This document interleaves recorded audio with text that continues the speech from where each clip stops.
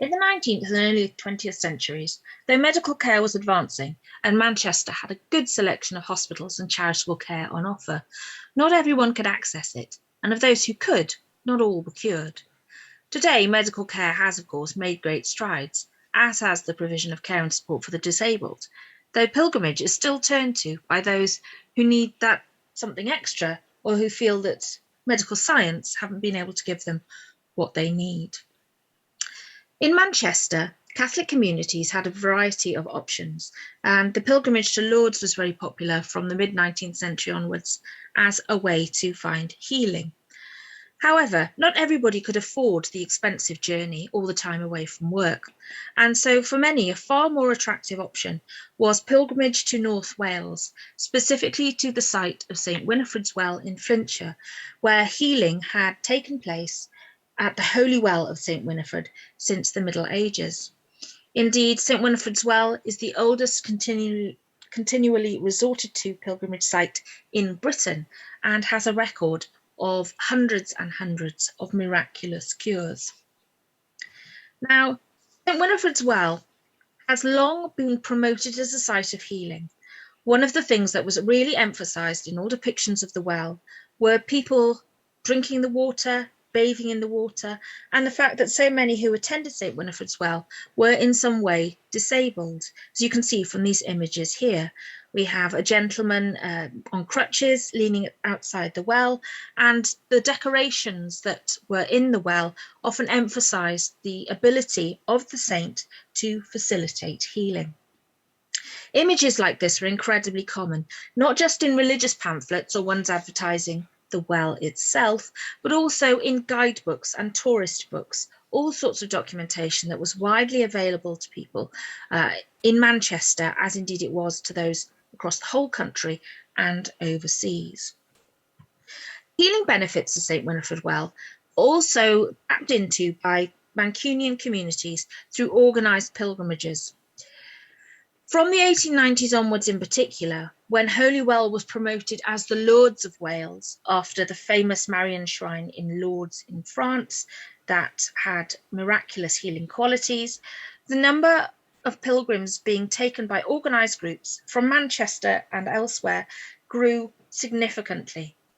It helped that a railway line was opened near the town of Holywell, about 2 miles away, and then later on extended into the town itself, with a special railway stop at St Winifred's Well itself. This meant that the Catholic parishes and Catholic communities like the Italian community of Manchester were able to organise pilgrimages to St Winifred's Well as a day trip. It could very easily be achieved by railway with a relatively inexpensive return train ticket.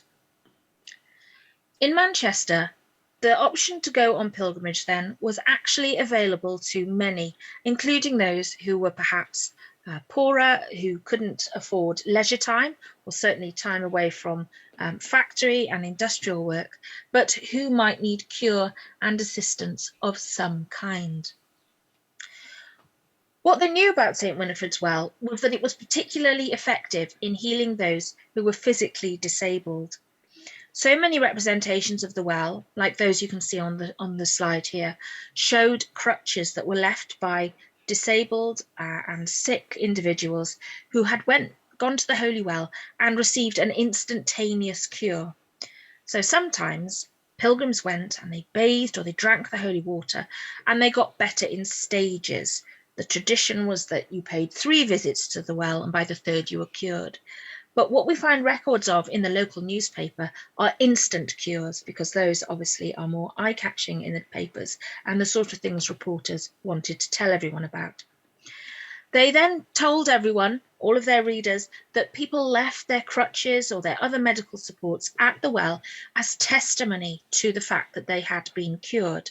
And people would go to Holywell and they would see these, and for them that was evidence. And among these were some walking aids, some medical supports of individuals from Manchester who were themselves cured at St Winifred's Well. Now, throughout the Middle Ages, there were much more choices for those who needed to seek healing, but St Winifred's Well was very fortunate in having escaped the ravages of the Reformation, and it remained largely intact. The picture you can see in the middle of the slide, for example, shows the original well basin. It's an octagonal star, and most of the structure is still there. There's a bit of damage, and many of the carvings and bits and bobs have been chipped away, and it's covered in the graffiti left by pilgrims.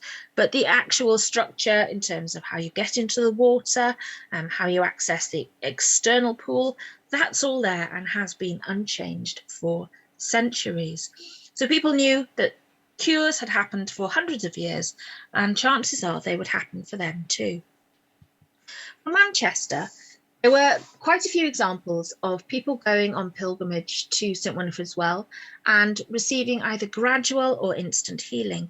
And among those are children and adults who were cured of disabilities that they had either had from birth or that they acquired following an accident.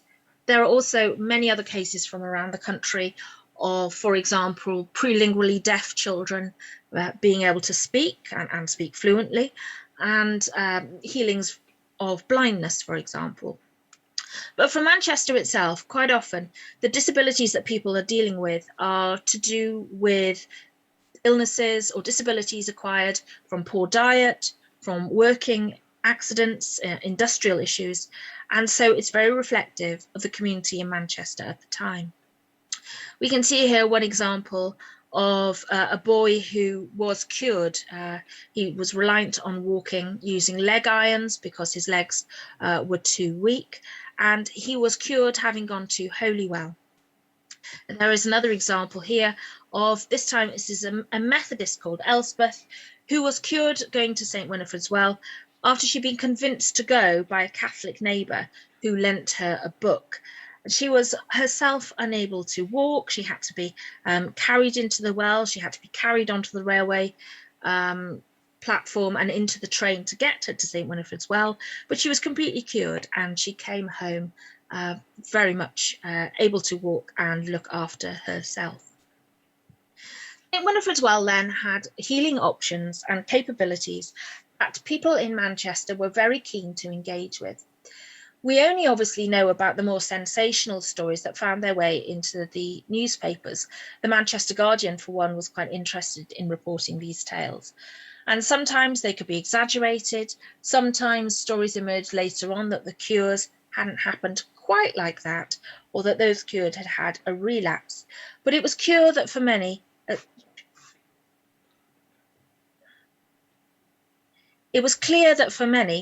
pilgrimage to St Winifred's Well offered a route to healing and to the improvement of health and physical disability that was otherwise closed to people in Manchester.